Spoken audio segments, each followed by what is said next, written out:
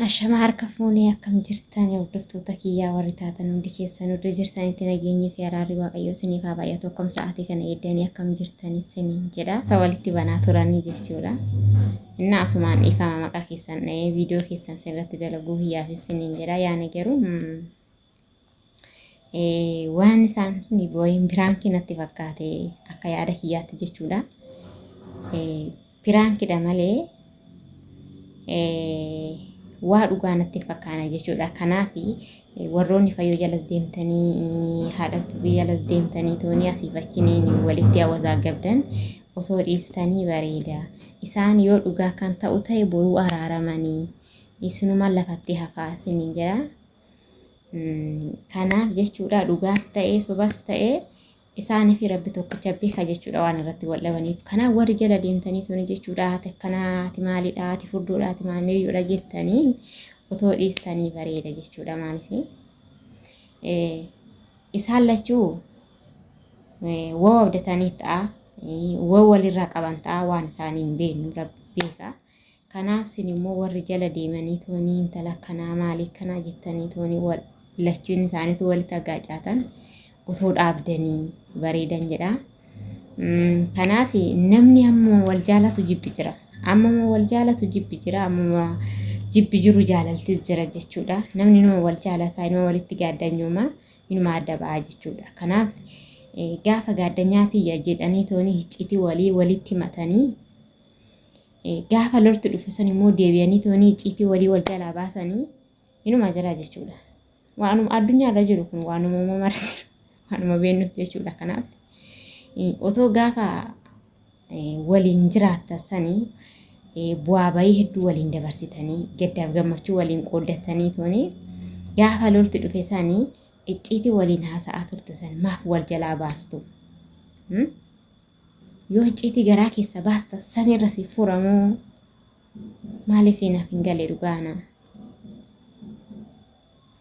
Kanaaf wal jibbina jettanii toonii odoo icciitii walii baasuu baattanii natti tolaa dhugaa akka kootitti. Abbaa fe'ee hoon jibbe abbaa fe'ee icciitii koo haa baasu garuu ani icciitii gaaddanyaati natti mattee garaa ishee natti haasa'atte icciitii ishee ofii kootiifan dura du'a malee icciitii ishee hin baasu abadan.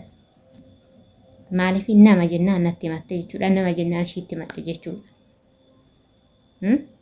Kanaaf addunyaa gabaabduu sanaa jettanii toonii waan hundaan haasa'inaa waan hin jirre walirra hin godhinaa. Waan jireenya keessan diigu waliin hin jedhinaa. Yoo danda'amaa ta'e wal tasgabbeessaa. Warri itti dhufeenya qabdanii ijoollee kana itti dhiyaadha toonii tasgabbeessaa. Wayiin piraankii ta'uu danda'a wayiin dhugaa ta'uu danda'a hin beeknu. Kanaaf viidiyoo isaanii xiqqoo sana jechuudha. Laallee walitti laallee walitti. Furdise alhamdulillah rabbil alamin bishaan marooziin na furdise jechuudha. Argitee? Kan nyaatu sini kan furdatu ani saltawwaa ati faan nama amma waldiigetti dabar lammanse ana nama ajandaa firfirsu na argite beektaa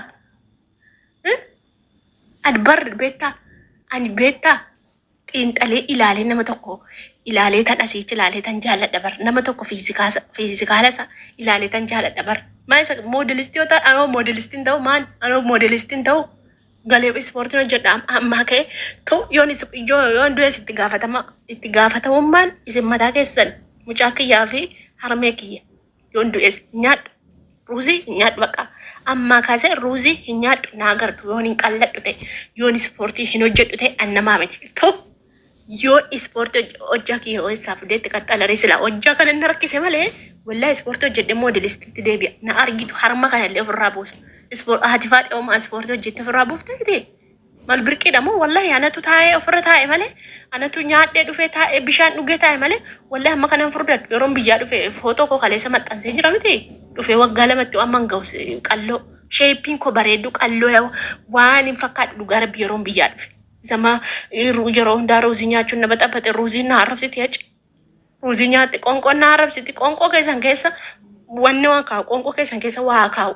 Isin na baaruun qoonqoo keessan keessa muka isinitti kaa'u. Waanan jedhu hin qabu.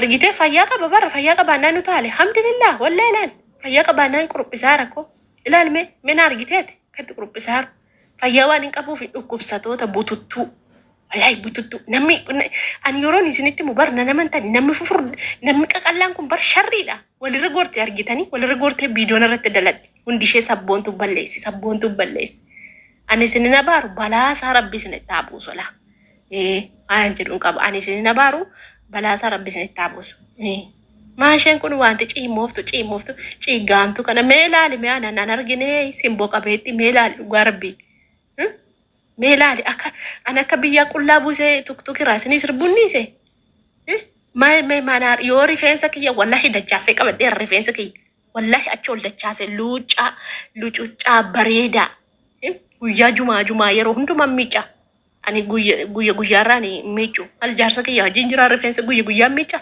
torbee miice itti sho'aara godhee akka luucaa belxexaa bareeda yos ol dachaasee qabadhee rakkoo rifeensa kiyya ijoolleen hin beekti ijoollee walitti sin rifeensa kiyya wallahi ijoollee rifeensa kiyya maa akkamitti akkatti si guddatee rabbumannaa guddisa abukaadoo yeroon isa namni faashiniitti bitee rifeensa guddisu an abukaadoo tokkicha isuman biyyaa dhufe abukaadoo masana bitadha jechuudha.